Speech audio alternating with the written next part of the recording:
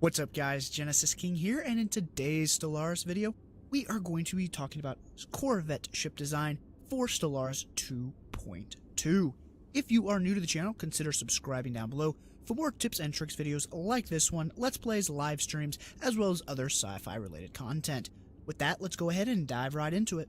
Okay, so the first design that we are going to look at is the default design when you load in to your campaign.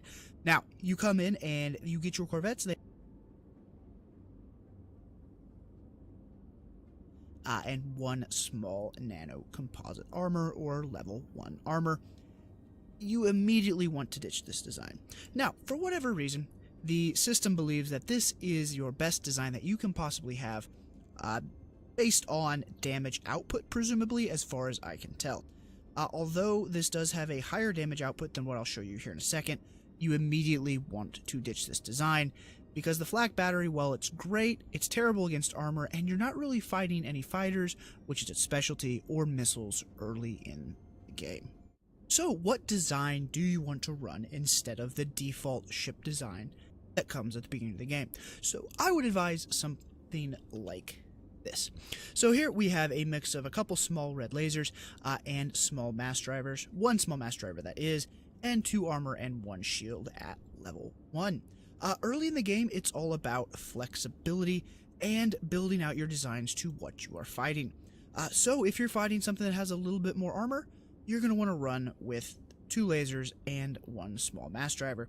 I would also say that early in the game, you'd like to keep a mix of damage on your ships, because you will face a wide range of challenges, and it's best to be prepared for everything in case you can't retrofit your ships. That being said, if you can, very flexible design. If you want to do more armor damage, flip it to lasers. If you want to do more shields, add another small mass driver to get that shield damage up. In a similar sense, down here with your defenses, if you can see what the enemy is running, run more armor or more shields to counter what they are doing. Okay, so once we get into the mid-game, I really like to focus down and narrow down what my different Corvette ship designs do as far as armor and shield damage output goes. So for example, here we have a armor buster design.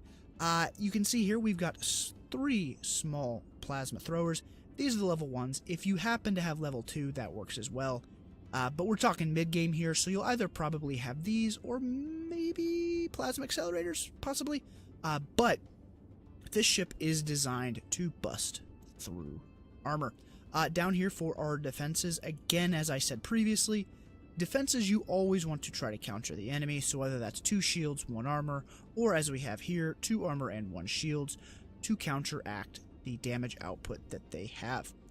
Over here for the advanced combat computers, we are going with the swarm tactic, so you get a higher fire rate and you get higher evasion, which means more survivability, which again, as I said earlier, is important as larger ships start coming into the galaxy. As far as the rest of this goes, whatever tech level you have researched is what you want to throw on this ship, and then also, if, you know, reactor levels, you'll have to change around what you've got on this. So the second mid-game design that I want to talk about is going to be a shield buster design.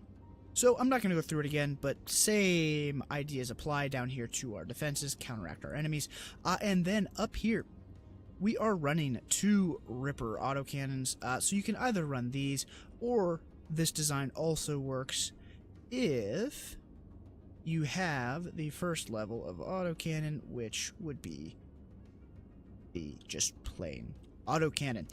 So we could probably throw those up there, and this design would work as well. But I like to run 2 of these, and then 1 small railgun, which has the plus 50% shield damage. As you can see, the autocannons have plus 50% shield damage and hull damage as well. But you can also see here that their range is a little bit shorter. So because of that, I do like to run for the third weapon, the small railgun or any of the railgun line, because they do have a range of 50 on the small size, so it gives them a little bit of range rather than just having the 30. And again, down here we are going to be running the advanced combat computers with the swarm tactics. I don't know if I mentioned it in the last one, but for most of my Corvette designs, I always will run afterburners in this slot here. Again, to give them more sublight speed and extra evasion, because survivability is a very, very large part of your Corvette's design as you progress into the mid and late game. And here we have the late game design that I generally go with. So once you get into the late game, you're going to have cruisers on the field, you're going to have battleships on the field, and you are going to have Titans.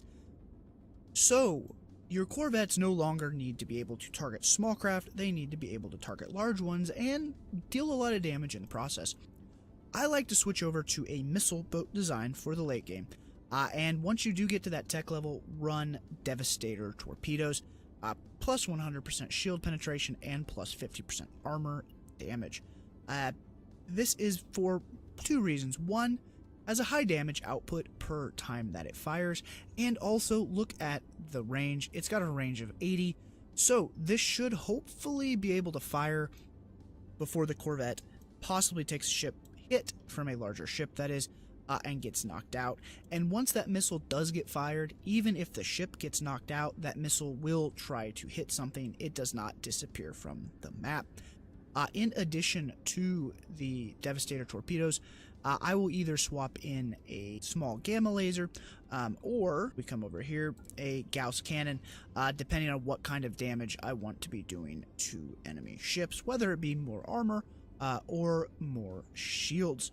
As all the other designs, I like to run an advanced afterburner in the late game, giving the ship more evasion, so hopefully more survivability, so you can get more of these Devastator torpedoes off and do more damage to the larger ships. Again, with the shields and armor, switch that out to whatever is going to best counter the enemy. For our computers over here, I always switch over this to a picket. So for all the other designs, we were running this one of the swarms, whatever level that happened to be. But for this design, I switch over to the picket. So they sit at about 30 range, plus it gives you a plus 15% ship fire rate, and more importantly for those torpedoes, a plus 30 tracking to help those torpedoes hit home and help you take out larger capital ships in the galaxy. That's all I've got for you today, guys. Let me know down in the comments what designs you like to go with for your Corvettes. Don't forget to hit that like button and subscribe to the channel for more Stellaris content. With that, I will talk to you guys in the next video. Later, everybody.